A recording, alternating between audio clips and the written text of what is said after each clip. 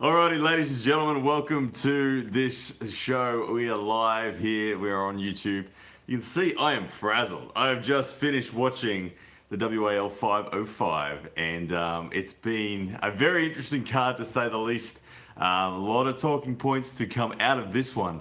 And yeah, it's pretty darn interesting. Let me just say that. I'm going to wait till a few of you guys come on. Feel free to send some questions through as you are watching this one. But essentially, 505.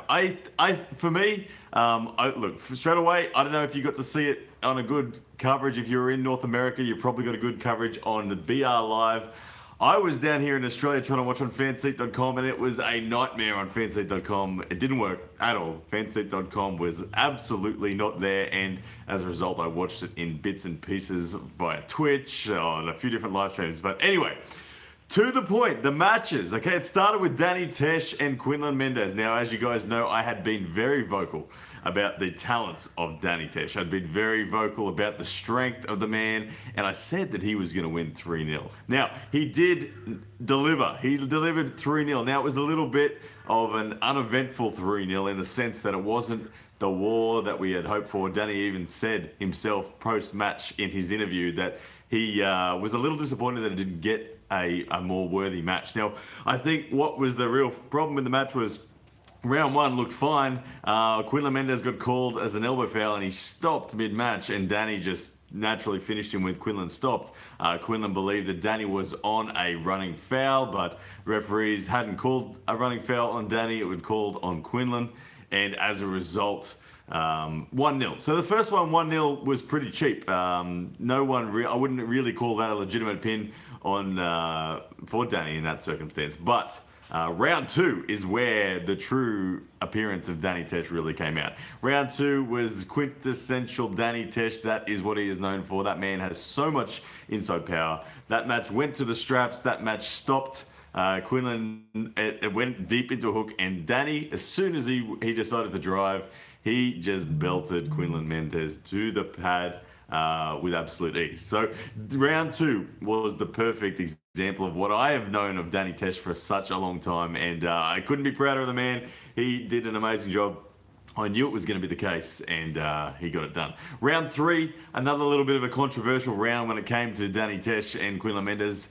This time, Quinlan Mendez fouling out the 3 times. The last one, the very last drive, when he tried to pin Danny, he got close. A lot of people say that he had the win and it should have been called with an elbow foul. In my opinion, there was an elbow foul, but here's the thing. Danny Tesh starts every match from an inch from the pad against people, even like myself. I have lost 12 times to Danny Tesh, and I have hit him to within 1 inch of the victory every time, and that's on a standard WAF pad.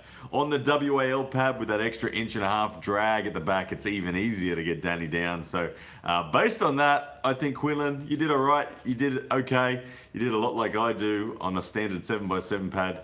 You had that extra inch of drag at the room, so you should have been able to get it done, but you couldn't. But either way, Danny Tesh starts so many matches from there. Literally, the amount of matches I've seen him win from there is crazy. Anyway, the third match, Victoria Carlson and Tatiana Farrier. Victoria Carlson looked amazing in this one. She delivered exactly what I expected. And I was pretty impressed. Her hook looked vicious. She was setting hooks. Tatiana couldn't get any real back pressure and pronation invested. And when she came into the hook with Victoria, it just wasn't even there. The first round looked pretty much the best Tatiana did. It got worse from there pretty quickly. Second round, again, nicely into hook, and third round was vicious from Victoria Carlson. Very good performance. She obviously pulled in 501 as well as 505, and I think she's going to be back because she is in form. She looks great. She's a good entertainer, and I can't wait to see her again. So, the match that surprised me. Now, I got this one right because Jeff Howell came through in the end, but I can tell you right now, Adam Wilmot surprised not only me, but I think a lot of people. As the commentators were saying on the show at the time, Adam Wilmot had been given 0 chances by anyone.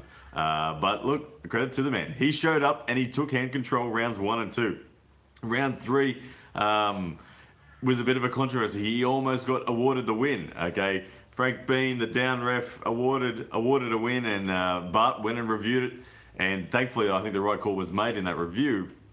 And Jeff Hale then turned the pronation of Adam Wilmot down and down and down again and ended in dominant form.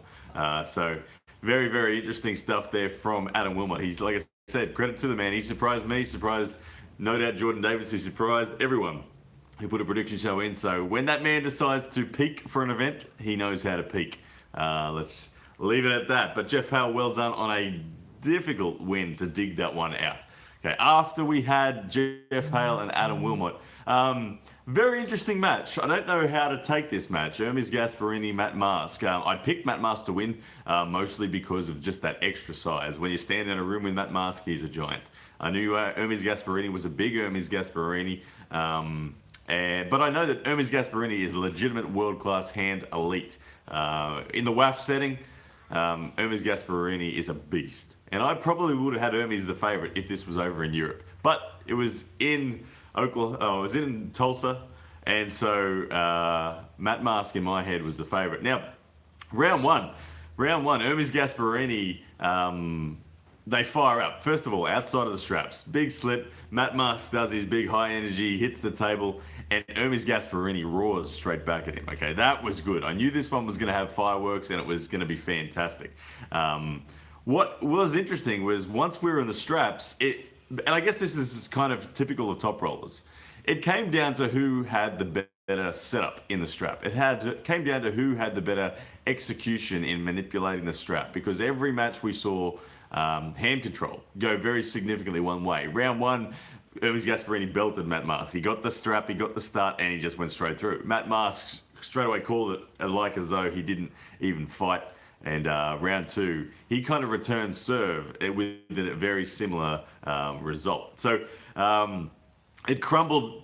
It didn't end the way that I would have liked it. I would have loved to have seen both wrists really struggling and both maybe palm on palm, wrists forward with both people with their wrists back. That would have been a very entertaining match for me. I would have loved to have seen that. But Matt Mask, credit to him, I think he had too much experience, too much horsepower in the arm division. I think their hands, to be honest, I don't know whose hand's better. I still think that Hermes Gasparini has an amazing hand, and I think that obviously Matt Mask does as well. But it wasn't the match that I hoped it was going to be. It was interesting, but I think it could have been more entertaining. But either way, Matt Mask got the win. And the main event of the evening, this one actually, it had me entertaining. We got half the main event that I was dreaming of, and then Jerry stole it away. Round one, Jerry monsters Todd Hutchins.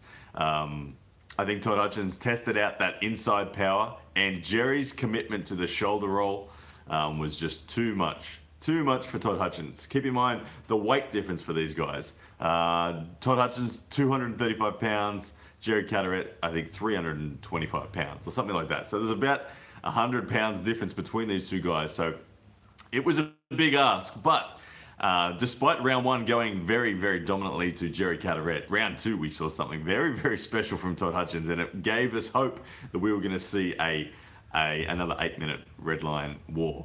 Now, what happened was Todd Hutchins actually top rolled Jerry. He took Jerry's hand and wrist, which is not something that we see Todd Hutchins do on many people at all. Todd Hutchins, as we know, only has a 10-inch elbow to wrist measurement, so he's got a very short arm, but he managed to take the wrist of Jerry, and when that was the case, the side pressure from Todd Hutchins was very, very significant. He got unlucky with an elbow foul call in the strap. I thought he was going to have the patience. Honestly, I don't think that Jerry could have lasted in that position as long as Todd Hutchins could have.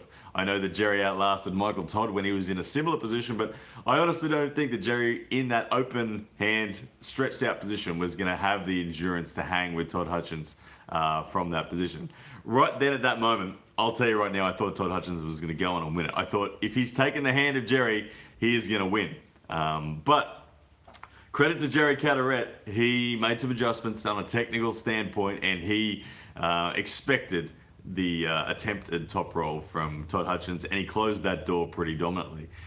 So once it went back to inside on inside, that commitment from Jerry Carteret and just the sheer horsepower, the sheer inertia, that low range power that Jerry has in the press was too much for Todd Hutchins in this instance. But have to say, I do have to take my hat off to Todd Hutchins. It was very exciting, and like I said, I was jumping around the room, to be honest, when he had Jerry's wrist back. I thought, here we go, Todd has got it, and then we're going to see an epic war. But credit to the man, Jerry Cadorette. That sets him up well for what will likely be a 506 hammer match against Michael Todd.